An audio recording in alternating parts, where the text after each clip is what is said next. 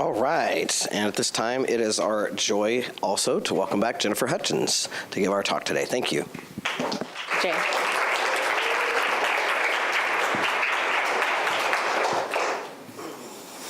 Good morning. Good morning.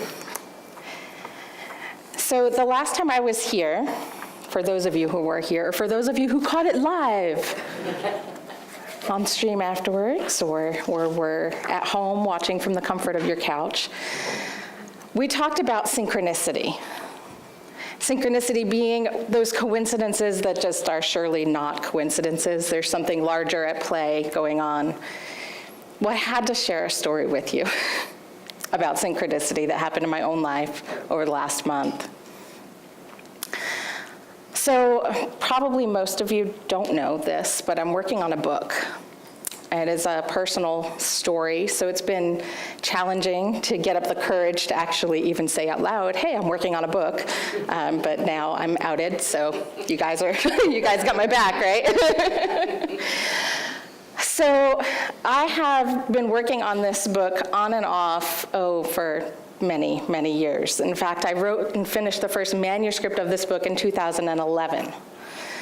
And, did sort of that preliminary work, reaching out, trying to find agents, publishing, that sort of thing. And then I decided I was going to go to ministerial school and all of the work that came with even the preparations for that. So I just kind of dropped the book.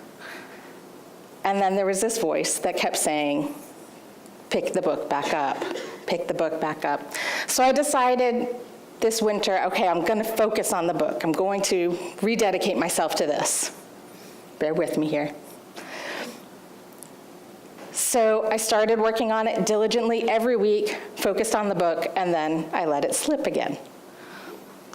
Then I decided, okay, I need to ramp up my own practice. And I pulled The Universe is Calling by Eric Butterworth off my shelf, and I stuck it on my desk. Just an intention. I just need to focus on this again. Wouldn't you know it, the next day I got a phone call from a publishing house that I had contacted in 2011. Are you, by any chance, working on anything at the time? They asked me. Why, yes, I actually just picked up the manuscript that, I had sent you in 2011, but I'm doing a rewrite, so I need a little more time. They said, great, when you're done, when you're ready, give us a call back. So, for clarity, I don't know how many of you in the room have ever gone through the publishing process. Getting a random call from a publishing house 8 years after you submitted, 7 years, do my math right, 7 years after you submitted your work doesn't really happen. So although the gentleman who called was actually from a publishing house, I really think it was the universe that called me that day. And it was a pretty clear sign for me to keep going and to officially out myself in a public group so that I would be held accountable for writing this book that clearly the universe wants me to write and is supporting me in writing. I got the phone call after all. So I decided we are going to focus our time together today discussing The Universe is Calling. Not just Butterworth's book, although I'm going to share a lot of references to what he has to say because it's fabulous. If you haven't read the book, please do. But in our 20-minute time together today, I want to give a little bit of a modern twist to The Universe is Calling. So we're going to learn today and talk about how to get excellent reception. If the universe is calling, how do we get that clear reception? So how many of you on you today have a cell phone? Yeah, almost everyone. A couple people don't. Emmett, you have a cell phone too? Okay. He's just going along with it. I love that kid. So most of us keep our cell phone with us everywhere we go. We even bring it to church. We bring it with us when we're on vacation, when we're at work, whether we're at the beach or on a mountain, our phone is with us. And the purpose of taking the phone with us is so that we can get a call wherever we are. And we can call out in emergency situations wherever we are. It's the same thing with God, right? God's not somewhere off in the distance. God is always with us. Maybe not shoved in a pocket or a purse, but if you want to think about it that way, think about it that way. But it's something that is always with us. The source of our being can never be separate from us. We read earlier, there is only one power, one presence in my life. So that one power, one presence is always there, not unlike your phone. So we can always send outgoing calls to God, and we can always receive incoming calls from God, from the universe. Now, in order for this to work, you have to keep your phone charged, correct? How many? What was that? Or Kindle. Or your Kindle? Yeah, because I have Yeah, so you can connect that way. Emmett's bringing us all up to speed on technology, so leave it up to the youth to educate us. So if you forget to plug your phone in, it's not so useful for giving and receiving calls. It becomes a paperweight. So if you don't have the right cord, if you aren't actually plugged into something that's charging the phone, I've done that, plug it into the computer and then I turn the computer off. It's not helpful. It doesn't work. So we have to keep it charged up, and we need to know how to charge it. The same is true with our connection with God. It doesn't work if we're not charged up. So how do we charge up the God in our life? Butterworth says, prayer is not conditioning God to your needs, but conditioning your needs to the activity of God. Conditioning your needs to the activity of God. The awareness that God's always there. And the best way for us to stay plugged in, to charge up, is through prayer and meditation. Through taking that time to recharge, literally, right? How often do we say, I need to recharge? And that's our prayer and meditation practice. Now, your meditation practice might look like, it might not. Your meditation practice might be adult coloring books, coloring in mandalas. Your meditation practice might be hiking in the woods. Your meditation practice might be swimming in the ocean. Wherever you feel the most connected to your source, do that. Do that. So that's the meditation. It's just releasing all the other stuff that gets us so busy, that gets our mind so filled that we don't feel charged up. We don't feel that connection, that life of spirit in us. But meditation gives us that opportunity to be in the present moment, and that's where we're filled. The second part of that is prayer. So the meditation is sort of that receiving. The prayer is communion with God, communion with the divine. And again, your prayer practice might look different than my prayer practice. Some of us pray from that awareness of the God within. And sometimes we all pray from this space, and sometimes we're in a position where we pray to God from the position of our humanness. And there are times when both are appropriate in our lives. There's no right way, wrong way to pray. But knowing that we can charge up at any time and tap into the activity of God where we are, that in itself is the answer to all prayers. Butterworth says, prayer is turning the focus of your consciousness away from the problem, to the center of your being in God and giving way to the creative flow, which will stream forth therapeutically from within your innermost self. Can you envision that? Like this creative bubbling up of ideas, infinite possibilities that exist in every moment. And when we listen, when we hear the call of the universe, and we pick up the phone, we get that guidance that we need, that continued motivation we need. The words of, "It's going to be okay right where you are." And knowing and feeling that, that's the center of hope that many of us are searching for. When Jesus talks of prayer in Matthew 6, he says, "Whenever you pray, go into your room and shut the door, and pray to your Father who is in secret, and your Father who sees in secret will reward you." Now, when I first read this, I think the phrase in the text that I had at the time was, "Go into your closet and pray." And I thought, well, that's awfully weird. Right? Like we have to hide in order to pray. But what I've come to understand is it's not about a place.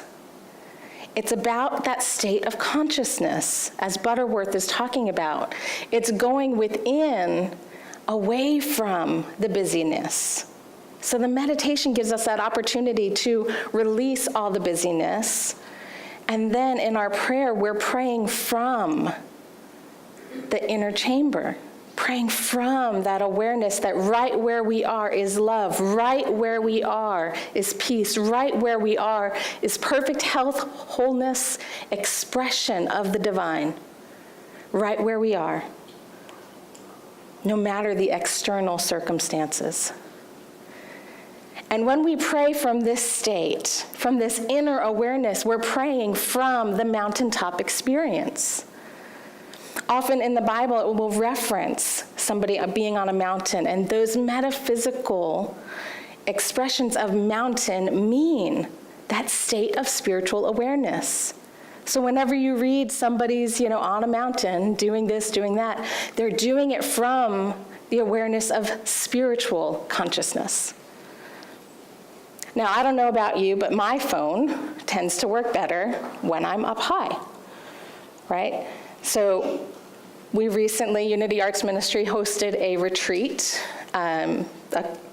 just in May, and we were actually down in a valley. The retreat center, you had to kind of go around the curve, down the hill to the lodge. I had no reception at the retreat center, which is a little frustrating, especially the first day. You're trying to make sure all your guests are making it there. And the only way that I could get a signal was to go out the lodge and start walking up the hill. And the higher I went, the better the signal. So I've known from experience that the higher I go, the better my signal. When I raise my own awareness to the mountaintop, I get a better signal. When I'm living in that state of peace, that state of grace, that state of knowing Spirit is right here with me, I am much more likely to get a phone call out of the blue from a publishing house, right? When I'm in my busy, frazzled human self state, I'm less likely to answer the call. In fact, it's quite possible that had I received that call on one of those days, where you're tending to the kids and to work and you've got to make dinner and you still need to run to the grocery store in order to do that, and you're bouncing all over the place, that if that phone call had come in and I noticed, that's not a number I recognize, I'm too busy for that, I wouldn't have picked it up. I wouldn't have even picked it up. And then I wouldn't have a talk for you today. So, it's a good thing I answered the phone. But how often do we do that? We are running through life at such a hectic speed that even when we sit down, maybe for 5 minutes, and there's this, tingle from within that's like, ooh, that would be fun. That sounds like a good idea. Divine inspiration strikes, and we look it in the face and go, I don't have time for you. Or we say, maybe you want to go talk to so-and-so down the street. Instead, she's got much more time to write a book. I don't have time for that. Whatever it is, what is your thing? What is yours? That the universe continually taps you on the shoulder and says, are you going to do it? Are you going to do it? Is it singing? Is it music? Is it dancing? Is it starting a new business? Is it moving forward in service of some kind that you've been called to do? What has the universe been calling you to take action on? What is calling on your heart? And are you listening? Because the universe is always calling. Now, when we're in our mountaintop state, we tend to get more of those calls. But most of us are human. How many? Almost everyone. He's in. So most of us, I'm guessing all. Everybody looks human. If you're not, you're doing a great job blending in. So thank you, angels among you that are here. You're doing a fabulous job. So as a human being, we tend to have emotions, experiences. We tend to have life happen to us sometimes in ways that, quite frankly, sucks. We all have experiences that don't leave us feeling like we're sitting on a mountain. And when those experiences happen, we're in our valley state. When we're in our valley state, we don't get the calls so easily. We ignore the calls. We turn the ringer off altogether. We are in our state of busy, of frenzied, of just trying to make it through the day. When illness strikes ourselves or a loved one, when something tragic happens in the world and we are bombarded by that on the news and our hearts are breaking open, when we lose someone that we love.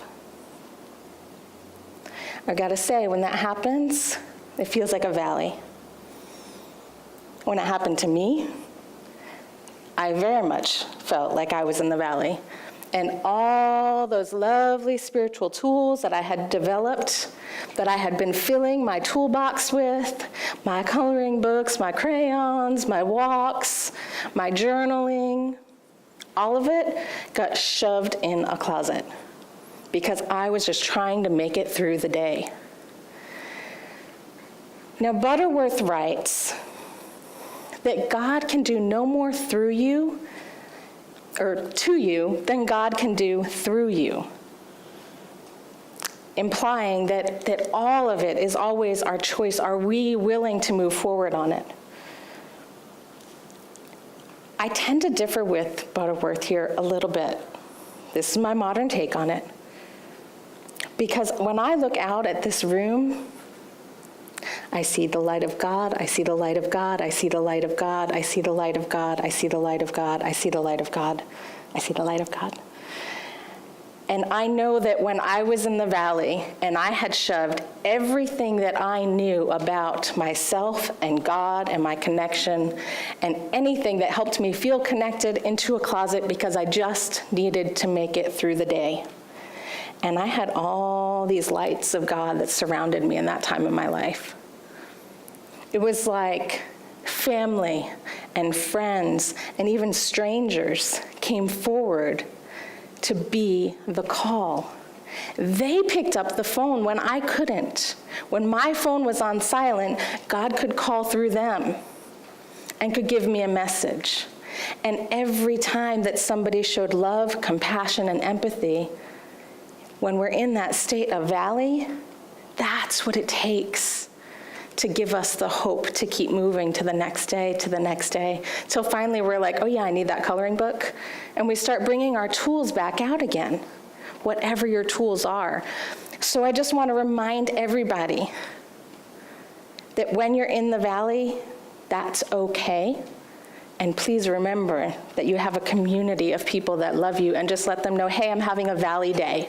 Just say that, I'm having a valley day, can you be my mountain for a minute? And through them, you can get the same excellent reception. The same reception. Now, the other thing is, knowing that life has mountains, has valleys, knowing that we're human. Again, those of you that are not, that have already evolved or are at the angel state already, continue your own program. But for those of you that are human, I invite you to try out Butterworth's 3 steps to prayer. Because the more you do this, the more you stay prayed up, considering it like your phone, you're charging it. The more it is charged, the better it will be. And if you leave it off too long, it's not going to work for you. So stay prayed up. Keep that charge going. So Butterworth's 3 steps. It's 3, so it makes it easy to remember. The first one is let go, the process of denial. Now, denial, as we know, is not denying that things exist. It's denying that there's a problem in it. Denying that spirit is not stronger than it. So we release, we let go those things, those thoughts, those beliefs that just don't serve us anymore. Second is meditation. That's that calm center, being present in whatever way that works for you. There are many people that can't do that and feel connected. And in our busy, busy lives, the pure just sitting in silence takes a lot of practice to build that up, to be able to get that to work. Keep doing it. I'm not saying don't do it, but find whatever tools are immediate for you. Whatever expression is immediately centers you in the present moment. And third is affirmation. This is praying from the center of God. Praying the truth into whatever the situation is. Praying the truth that right where you are, God is, God always is. God is always ready and willing to pick up the phone for you. And if you don't hear God answer, it's just because you're the one in the valley, not God. Sometimes we call somebody and we're like talking along and we never hear them say something on the other end. And later they're like, well, I answered you, but you just couldn't hear me. That's what it feels like sometimes when we're in the valley and we call to God and we don't hear the answer. God's like, I was answering, you just didn't hear me. The reception wasn't clear. So stay prayed up to hear the answer, to hear and know the truth that God is always there in the midst of all of it. Butterworth says, forget how worried and confused you are, and remember how wonderful you are. In the midst of it all, remember how wonderful you are. And remember that God is right there with you in the midst of it, showing up as you, giving you the courage, the strength to do whatever that calling is on your heart. What is the calling on your heart? What is the calling on your heart? And are you listening? I will have you know that I am currently working through the rewrite of chapter 2. I completely finished chapter 1 last night. So I am moving forward because I want to practice what I preach, literally. And when the universe calls, I answer. So I invite you to share that affirmation with me. When the universe calls, I answer. Together, when the universe calls, I answer. And so it is. Thank you.